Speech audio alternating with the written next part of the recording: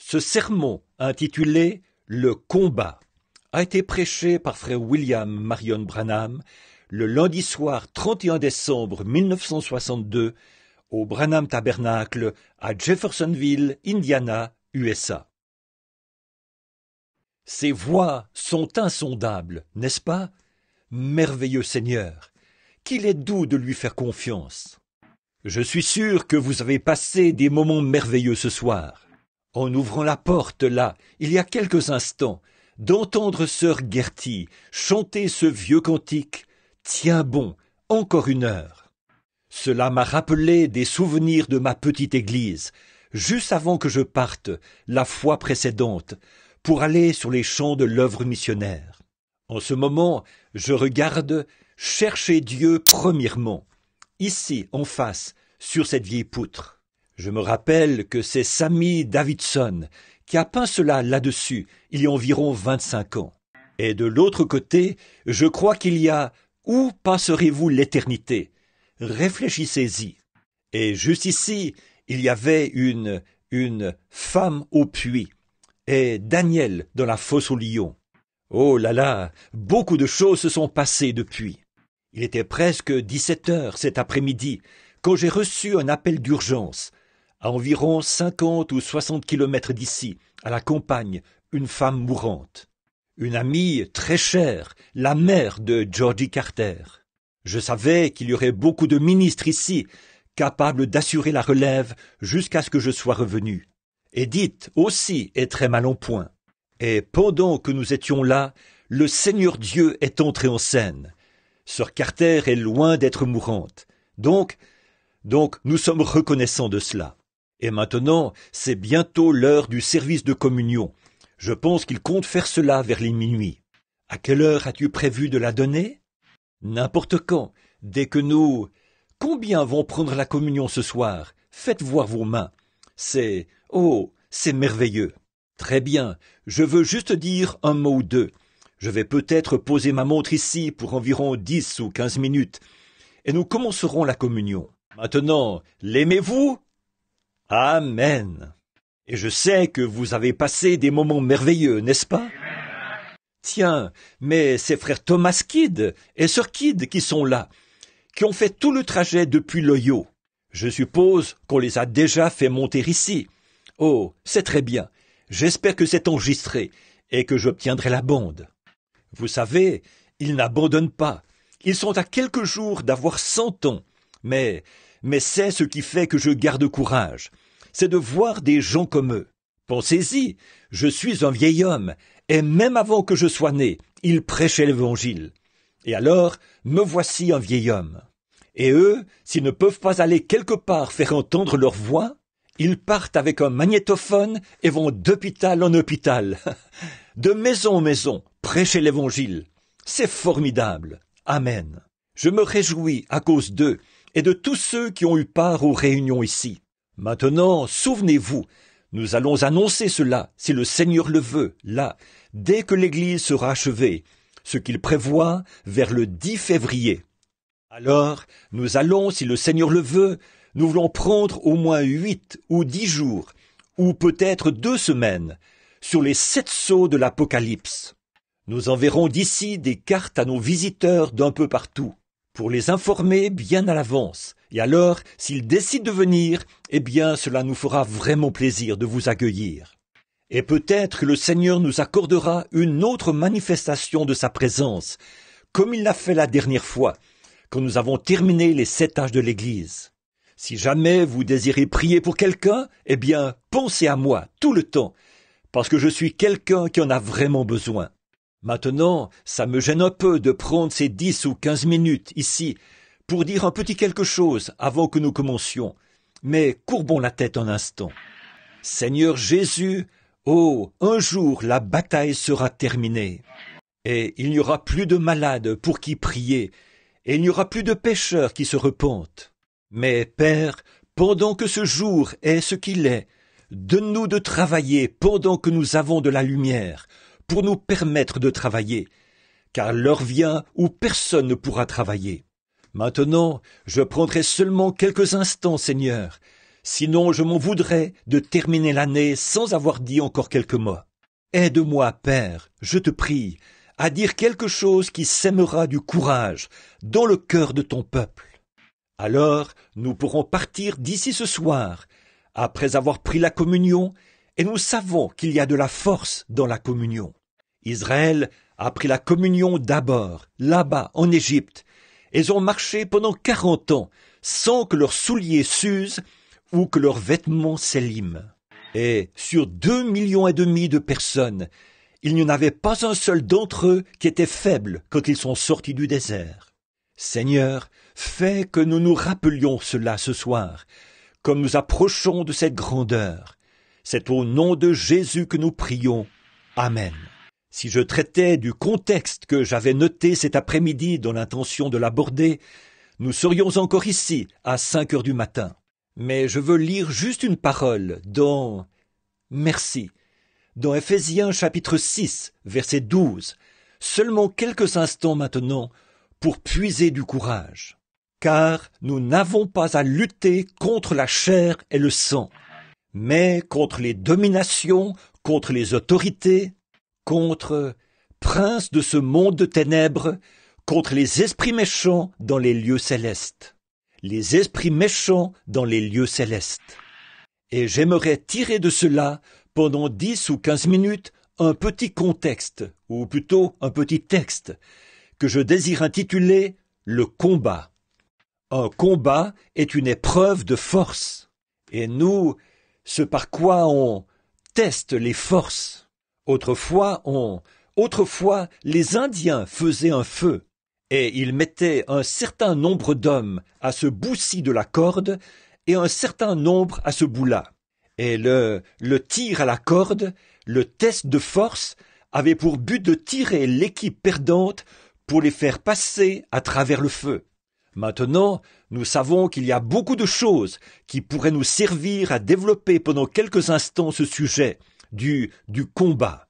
Mais je désire utiliser ces minutes pour parler brièvement du plus grand combat qui existe, celui qui se livre entre l'Église et Satan.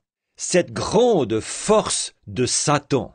Et nous désirons parler de la grande force de Dieu dans son Église.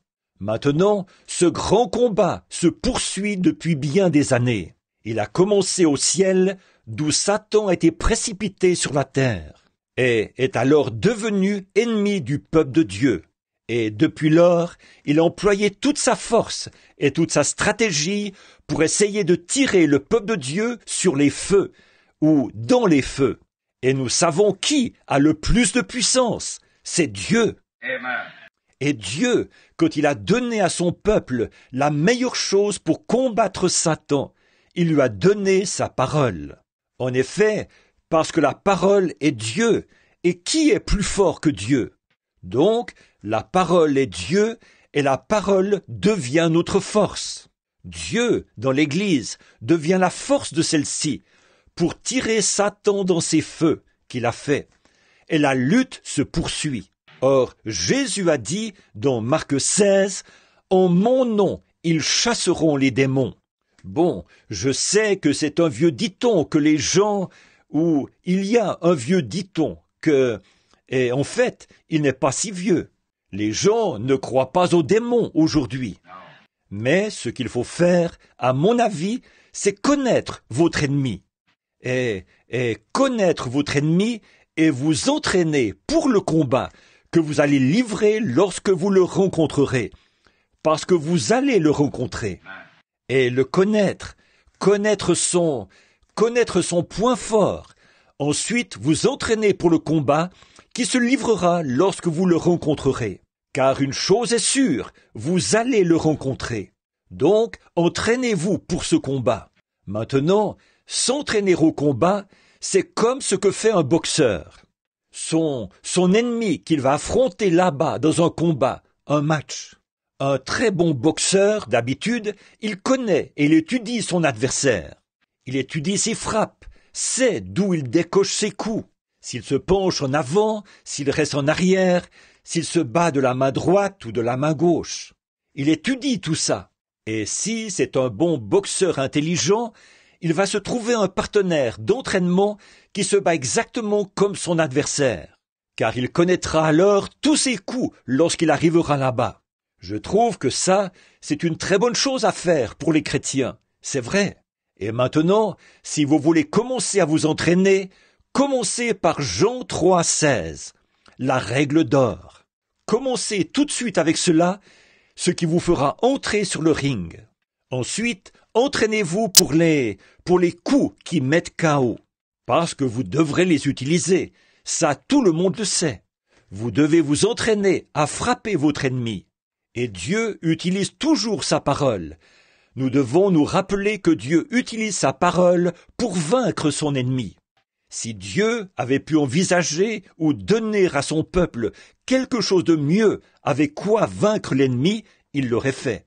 Donc, comme je l'ai toujours dit, quand Dieu prend une décision, c'est la meilleure qui soit. Il n'a jamais besoin de modifier ses décisions. Alors, la première décision, ce que Dieu a donné à son peuple dans le jardin d'Éden, comme moyen de combattre l'ennemi, c'était sa parole.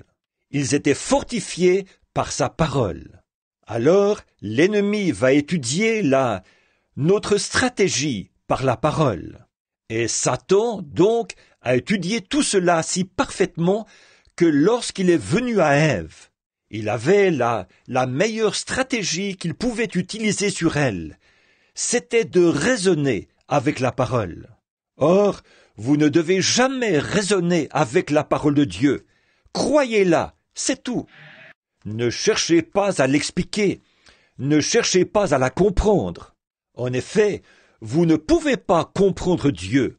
Et alors, Dieu est la parole. Et elle est faite pour être crue, c'est tout. Et c'est là notre force, d'accepter simplement la parole. Et tout le monde sait qu'une semence dans la bonne sorte de terre produira selon son espèce. Nous recevons simplement la parole. Et voilà qu'Ève s'est arrêtée pour raisonner elle lui a cité la parole. Dieu a dit, vous ne devez pas en manger, car le jour où vous en mangerez, ce jour-là, nous mourrons. Et Satan ne lui a pas donné tort. Il a dit, certainement, c'est vrai. Mais il a dit, tu vois, vous avez besoin de lumière nouvelle, quelque chose d'un peu différent de ce que Dieu avait dit. Et si vous faites cela, vous serez un peu plus intelligent, vos yeux s'ouvriront. Mais elle a dit, eh bien, Dieu a dit que nous mourrions. Il a dit, oh, certainement que... Voyez, voilà, juste ce petit bout-là. Certainement que vous ne mourrez point. Mais Dieu a dit que vous mourriez, un point c'est tout. Et voilà ce qui a causé la cassure de ce grand tir à la corde, et qui a précipité toute la race humaine dans la mort. C'est parce qu'Ève a écouté un raisonnement qui s'opposait à la parole de Dieu. Et c'est dommage qu'elle ait fait ça, mais c'est fait. Maintenant, par contre, nous sommes encore fortifiés, car le maillon a été refait en Jésus-Christ. Nous le savons. Dieu nous a donné notre meilleur moyen de défense, de se fier simplement à sa parole. Vous savez, et bien des gens aujourd'hui disent que le diable n'existe pas. Ils croient que ce n'est qu'une pensée, tout simplement. C'est ce qu'ils croient. Et il y a des gens qui croient que le Saint-Esprit est une bonne pensée et que le diable est une mauvaise pensée. Mais si vous remarquez, quand la Bible parle du Saint-Esprit, il a dit « quand il sera venu, lui, le Saint-Esprit ». Et lui est un pronom personnel, voyez? Donc lui, il est une personne. Et le diable est une personne. Et les démons sont des personnes. Oui, ce sont des démons, et ils se présentent de bien des manières. Mais on pense que ça, c'est une conception vieillotte. Un homme discutait avec moi, ici, il y a quelques semaines. Il disait, « Vous savez ce que vous faites? Vous disposez simplement l'esprit des gens à penser une certaine chose, quand vous leur dites cette chose-là. C'est simplement un changement de pensée. » J'ai eu à faire face à la même chose en Inde, une fois. Les saints hommes de là-bas, où nous avons eu, je crois, l'assistance la plus nombreuse à laquelle j'ai jamais prêché, lors d'une seule réunion, 1 demi-million de personnes. Et j'ai capté cela par le discernement de l'esprit. Il voyait le Saint-Esprit désigner des gens, les désigner dans l'assistance et dire différentes choses. Et je captais leurs pensées, les rajas et les saints hommes. Il disait, il lit dans leurs pensées. Alors, au bout de quelques instants, environ 5 ou 6 personnes étaient passées dans la ligne de prière. Et un aveugle est venu, il était complètement aveugle. Ses yeux étaient aussi blancs que ma chemise. Et j'ai dit, maintenant voici un aveugle, tout le monde peut voir qu'il est aveugle. Et j'ai dit, si je pouvais l'aider, je le ferais. Mais le seul moyen pour moi de le faire, ce serait par un don, peut-être en signalant quelque chose qu'il a fait. Ce qui donnerait à penser que, si Dieu sait ce qu'il a fait, il sait certainement ce qu'il va faire. Alors j'ai dit, maintenant je le regarde. J'ai dit, c'est un adorateur du soleil. Il est aveugle depuis 20 ans. Et, lorsque l'interprète le lui a dit, c'était exact. J'ai dit, c'est un homme marié. Sa femme est plutôt petite. Et il a 2 fils, l'un d'environ 7 ans et l'autre de 9 ans. C'était tout à fait exact. J'ai dit leur nom, comment ils s'appelaient. Puis, de l'assistance, de l'enceinte où se trouvaient les gens, c'est venu comme une vague. C'est mental, c'est quelque chose comme de la lecture télépathique de pensée.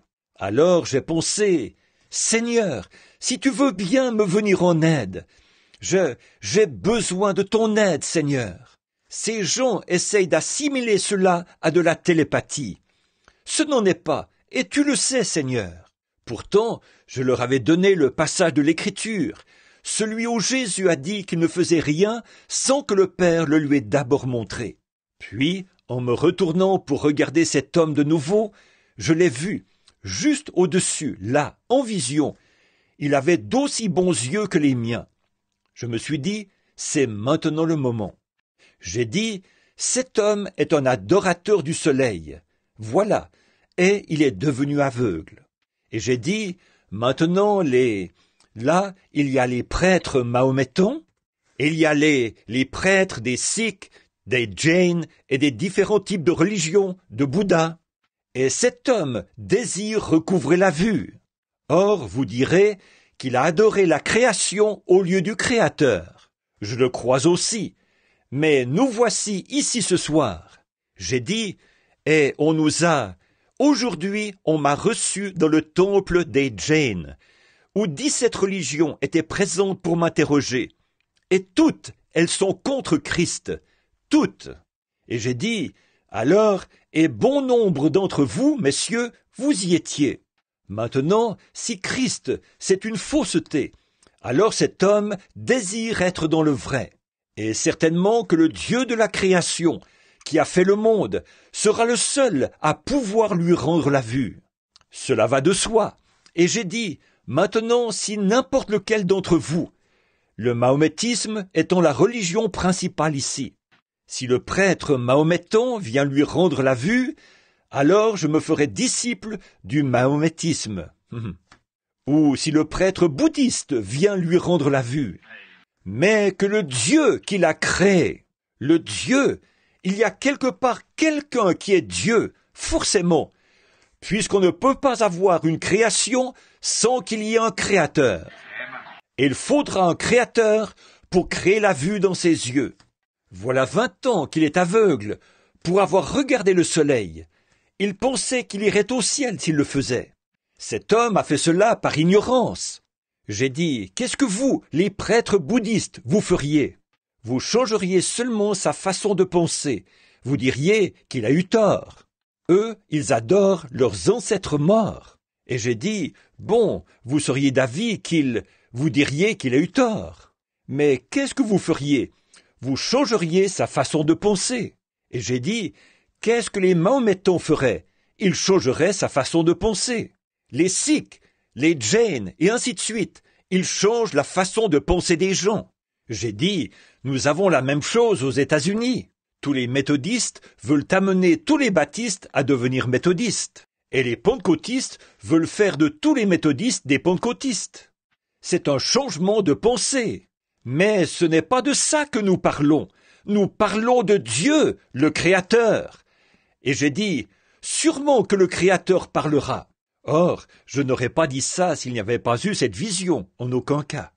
Alors j'ai dit, « Maintenant lui, s'il vient lui rendre la vue, qu'il soit Dieu. » Et j'ai dit, « Maintenant je mets au défi tout prêtre, ou raja, ou saint homme, ou quoi que ce soit. Venez lui rendre la vue, et j'adopterai votre philosophie. Vous aurez fait un converti. » C'était le groupe de gens le plus silencieux que j'ai jamais entendu. Voyez, personne n'a bougé. Et j'ai dit, « Pourquoi êtes-vous si silencieux ?» J'ai dit, « La raison pour laquelle vous l'êtes, c'est parce que vous ne pouvez pas le faire. Et moi non plus, je ne peux pas. Mais le Dieu du ciel, qui a ressuscité son Fils Jésus-Christ, dont nous sommes le serviteur, vient de me montrer en vision que cet homme va recouvrer la vue. » Voyez, j'ai dit, « Maintenant, s'il n'en est pas ainsi, alors faites-moi expulser de l'Inde. Mais s'il en est ainsi, chacun de vous se doit de donner sa vie à Jésus-Christ. Je voudrais vous demander ceci. Combien ici donneront leur vie à Christ si cet aveugle recouvre la vue? Vous voyez vos prêtres, personne n'est monté ici. Pourquoi ne viennent-ils pas, alors qu'ils vous ont dit que leur religion est si grande et si importante? Pourquoi quelqu'un ne vient-il pas dire quelque chose? Personne n'est venu. J'ai dit, alors vous, dans l'auditoire, si vous voyez cet aveugle qui est ici présent, et là, un médecin est venu examiner ses yeux. Il a secoué la tête, il a dit, il est aveugle. Alors j'ai dit, bien sûr qu'il est aveugle, mais j'ai dit, si Dieu lui rend la vue, combien d'entre vous serviront Jésus-Christ? Et à perte de vue, devant moi, des océans de mains noires. Je me suis tourné vers l'homme, j'ai dit, « Seigneur Jésus, qu'on sache que tu es Dieu. » L'homme m'a sauté au cou. Et il y avait là le maire de Bombay, assis là. Il lui a aussi sauté au cou. Il voyait aussi bien que n'importe qui. Qu'est-ce que c'est? C'est réellement une puissance. Dieu est Dieu. Et Satan est Satan. Si vous ne croyez pas au diable, au début, quand j'ai commencé, je me heurtais contre lui tous les jours. Ne me dites pas que le diable n'existe pas, parce que je sais que ce n'est pas vrai. Je dois me battre avec lui tous les jours. Alors je sais que le diable existe. Et il faut avoir reçu un bon entraînement quand on le rencontre. Pas un entraînement par la psychologie, pas un entraînement par l'instruction, mais un entraînement par le Saint-Esprit, la puissance de Dieu dans sa parole pour la manifester. Connaissez votre ennemi. Oh, qu'il est cruel! Comme j'aimerais rester là en ce moment et insister là-dessus, parcourir la Bible pour vous montrer tout au long l'homme qui s'est trouvé face à face avec lui. Comment, dans le combat contre l'ennemi, ils se sont fortifiés par la parole de Dieu. Noé a vécu cette expérience. Il savait que Dieu lui avait dit qu'il allait pleuvoir. Et le combat faisait rage entre la science et la parole de Dieu. La science qui dit que cela ne peut pas arriver. Dieu qui a dit que cela arrivera. Amen. La même chose existe aujourd'hui. Cela arrivera. Et cela arrive. Les démons existent, mais Jésus les a chassés et il a donné à son Église l'autorité de faire de même. Chassez les démons en mon nom. Il a chassé 7 démons d'une jolie femme un jour. Et il a dit, lorsque l'esprit impur est sorti d'un homme, il va dans des lieux arides. Puis il revient, amenant avec lui 7 autres démons. Donc, ça montre bien que si cet homme a été purifié de démons, quelque chose qui se trouvait en lui était sorti. Un démon était sorti. Maintenant, lorsque le diable est sorti, Dieu donne à Dieu la possibilité d'entrer. Donc, lorsqu'il sort, il faut laisser entrer le Saint-Esprit. Non, restez pas là. Sinon, si vous vous repentez seulement de vos péchés, et que vous poursuivez votre chemin, alors vous serez pire que jamais. Mais ce lieu que Satan habitait et occupait autrefois, qu'il soit rempli du Saint-Esprit de Dieu. Et là, vous aurez en vous la force de la parole de Dieu manifestée, et vous chasserez les démons. Le combat se poursuit. Les lumières du soir brillent. Le Saint-Esprit de Dieu est présent. Et maintenant, dans environ 3 minutes, ce sera le moment où les sifflets vont retentir. Il sera minuit. Alors, comme nous quitterons ce bâtiment pour rentrer à différents endroits et dans nos foyers, et pour affronter l'extérieur, pour affronter le monde, n'y allons pas comme nous l'avons fait dans le passé. Allons-y avec la puissance de sa résurrection. Allons-y au nom de Jésus-Christ, en dressant bien haut la bannière, et avec la foi dans sa parole, pour pouvoir manier l'épée à 2 tranchants, en prenant le bouclier et l'armure complète de Dieu pour affronter l'ennemi, parce qu'il devient chaque jour plus fort et plus puissant. Alors que l'ennemi vient comme un fleuve, l'Esprit de Dieu lève un étendard contre lui. Si nous sommes arrivés à la fin de ces choses et si c'est avec nous que les mystères de Dieu ont été menés à terme, alors nous cherchons plus de force, une force pour l'enlèvement, pour affronter une force plus terrible, ce qui enlèvera l'Église et l'emportera dans la gloire. Il faut absolument que nous ayons ça. Affrontons 1963 avec ce défi. Nous sommes les serviteurs du Dieu vivant. Et comme Shadrach, Meshach et Abednego d'antan, nous ne nous inclinerons pas devant les démons de ce monde, et nous ne retirerons pas ce que nous avons dit. Au contraire, continuons le combat. Je ressens ce soir, pendant que nous tendons l'oreille pour entendre ces sifflets, un peu ce que David a ressenti cette nuit chaude et redoutable, où il s'était tendu là-bas, sous les buissons du mûrier, alors que l'ennemi était en éveil. Quelle heure cela a dû être pour David! Quel moment pour lui étendu là! Il ne savait pas de quel côté se tourner. Il ne savait pas quoi faire, parce qu'il savait qu'ils étaient plus nombreux que lui. Mais tout à coup, il a entendu un bruit de vent qui soufflait dans les cimes des buissons. Il a su que Dieu marchait devant lui, et il est allé au combat. C'est un peu ce que je ressens ce soir, après le message d'hier soir. Je me trouve à l'heure la plus sombre à laquelle j'ai jamais fait face de toute ma vie. Je me sens comme Ésaïe au temple, après avoir vu ses anges. Je suis un homme dont les lèvres sont impures, et j'habite au milieu d'un peuple dont les lèvres sont impures. Mais écoutez, je dois affronter cela d'une façon ou d'une autre. Seulement, j'attends d'entendre passer ce souffle dans les buissons du mûrier, afin d'aller affronter l'ennemi, où qu'il soit. Que Dieu nous aide à le faire. Maintenant, je crois qu'il est minuit moins 1.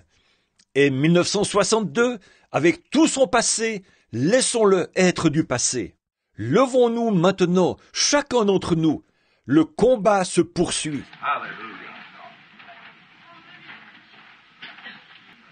Chacun de vous, Paul a dit, oublions les choses qui sont du passé, toutes nos erreurs de l'année dernière. Je cours vers le but de la vocation céleste. Toutes les erreurs que j'ai faites pendant ces années passées, pardonnez-les-moi. Ô Dieu, pardonne-moi. Église, pardonnez-moi. Et le ministère que j'ai l'impression de ne pas avoir rempli convenablement. Ô Dieu, pardonne-moi cela. Église, pardonnez-moi mes erreurs. Et je courais vers le but de la vocation céleste en Jésus-Christ. Ce que demain nous réserve, je n'en sais rien. Mais je sais qui tient 1963 dans sa main. Maintenant, levons nos mains vers Dieu et prions chacun à notre façon, en faisant nos confessions et en demandant à Dieu de nous aider pendant l'année qui vient. Père Céleste, comme nous sommes debout ici et que dans nos cœurs, beaucoup de pensées sont en train de s'éteindre, et les erreurs de l'année dernière, comme nous approchons de la mort de 1962 et de la naissance de 1963. Ô Dieu, fais que nous ayons gravi un échelon de plus sur l'échelle, afin que nous puissions alors voir Jésus et son programme. Que tous ceux qui sont ici, Seigneur, en prière, pendant que la vieille année s'éteint et que la nouvelle naissance de cette nouvelle année arrive, puisse le péché et l'incrédulité du vieil homme s'éteindre dans nos cœurs, et la nouvelle naissance y entrer, avec l'année 1963, comme un vent impétueux, qui remplira nos êtres et fera de nous de nouvelles créatures en Christ. Fais de nous de bons serviteurs. Pardonne notre passé, bénis notre avenir. Guide-nous, ô Seigneur Dieu, par ta main puissante, Jéhovah. Bénis les ministres qui sont ici, bénis tous les laïcs, tous les visiteurs. Sois avec nous, Seigneur. Nous sommes tes serviteurs, et nous nous livrons entièrement à toi pour 1963, afin que la puissance de ton esprit puisse avoir plus de prééminence dans notre vie et dans notre être. Aide-nous, ô Dieu, pardonne-nous et aide-nous, nous t'en prions. Suscite des hommes puissants, suscite de puissants combattants de la foi. Cette année, Seigneur, ouvre cette manne cachée, ce roc sous le rocher, pour que nous puissions voir le programme de Dieu. Coiffe la pyramide de notre vie, Seigneur. Place la pierre de fête, Jésus-Christ, sur chacun de nous sans exception. Que ces grandes et magnifiques saintes bénédictions soient sur nous tous. Que le feu du Saint-Esprit vienne sur nous. Que la puissance de la résurrection soit manifestée. Ô Dieu, combien nous te remercions ce soir. Nous sommes à toi. Nous nous livrons totalement à toi, Seigneur. Alors que je vais là-bas, ne sachant ni où, ni comment, ni ce que je ferai, je mets ma confiance en toi, Dieu Tout-Puissant, que tu me guideras, moi, ton serviteur inutile, afin que je sois utilisé pour l'honneur et la gloire du Tout-Puissant. Accorde-le, Père. Accueille nos prières, bénis nos efforts. Guéris ceux qui sont malades et affligés, tant spirituellement que physiquement, et fais de nous tes serviteurs. Nous sommes l'argile, tu es le potier. Façonne chacun de nous à ta manière, pour que nous puissions former ensemble un solide assemblage avec Jésus-Christ comme membre de son corps, car nous le demandons au nom de Jésus, à cause de lui, et pour la cause de l'Évangile. Amen et Amen. Merci, Dieu notre Père. Nous te remercions pour cette exhortation du Nouvel An, qui nous fait repartir avec l'espérance et la consolation de savoir ceci, grâce à ces paroles adressées à ces hommes qui n'étaient pas au courant. Le message est vrai, et tu nous demandes d'y être fidèles. Nous ferons tout ce que nous pouvons, Seigneur, pour t'être fidèles à toi et à ta parole. Accueille-nous au nom de celui qui nous a enseigné à tous que nous devons prier comme ceci. Notre Père, qui es aux cieux, que ton nom soit sanctifié, que ton règne vienne, que ta volonté soit faite sur la terre comme au ciel. Donne-nous aujourd'hui notre pain quotidien. Pardonne-nous nos offenses, comme nous aussi nous pardonnons à ceux qui nous ont offensés. Ne nous induis pas en tentation, mais délivre-nous du mal. Car c'est à toi qu'appartiennent, dans tous les siècles, le règne, la puissance et la gloire. Amen. Que le Seigneur vous bénisse et vous garde.